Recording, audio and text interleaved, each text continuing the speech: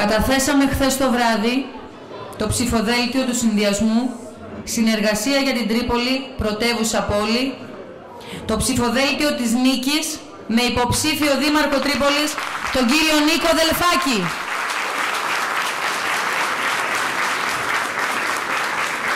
Σημειώνουμε ότι στην Τρίπολη, καθώς και στο τοπικό συμβούλιο Τρίπολης, είναι ο μέγιστος επιτρεπόμενος αριθμός υποψηφίων, ενώ ο αριθμός των γυναικών είναι πολύ περισσότερος από τον ελάχιστο αριθμό.